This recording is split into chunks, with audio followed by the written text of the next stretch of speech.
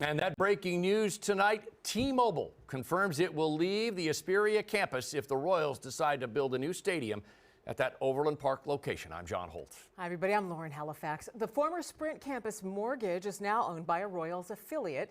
Let's get to Fox 4's Jonathan Katz live in Overland Park with the breaking news details. Jonathan? Lauren, the statement reads in part that T-Mobile will look at other places, hopefully in the city of Overland Park, and take its 3,500 employees away from the Hesperia campus if the Royals consider building at that site.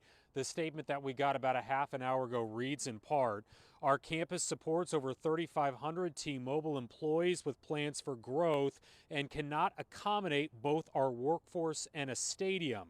We'll explore new locations, preferably within the city and state, if the Royals proceed while continuing to work with the city and community leaders on a solution. T-Mobile's lease at the Hesperia campus runs through mid-2029. We're actually expecting to talk with those leaders from that company later this week. Continues to grow. Let me start over. That news comes as concerns continue to grow from businesses and neighbors around that location, 119th and Null. You had a chance today to talk to Overland Park's mayor.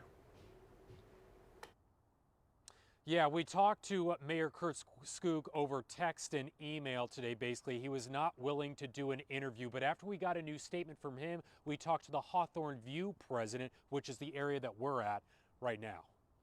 After Mayor Skoog called at MLB Stadium in OP an exciting possibility, he said, we must approach any project with the same standard we apply to everything we do at the city. It has to be good for Overland Park. Skoog won his second term as mayor just more than a month ago. That night, he said the stadium rarely came up during the campaign. Rightfully, the voters of Overland Park said that they believe that if that project would come up, that I'm the right leader to help the community evaluate if that's a right fit for Overland Park. Skoog and his challenger, Faris Farasati, were opposite one another on this issue. Farasati was opposed to a Royal Stadium, but he lost by 40 percentage points last month.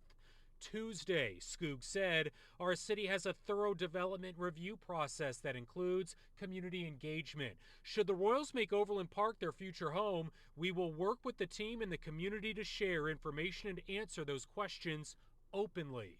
Seems very politic.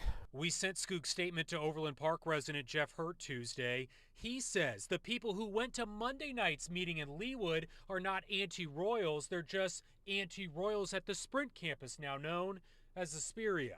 I've talked to dozens and dozens of people, and I've never heard anyone say, we don't want a Royals stadium in Overland Park.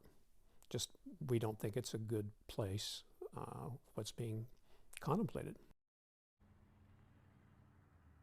Now, Friday, a spokeswoman for State Senate President Ty Masterson told us at the LCC meeting, the Legislative Coordinating Council meeting, where state leaders would approve their portion, would take place either in the middle of this month or late here in December.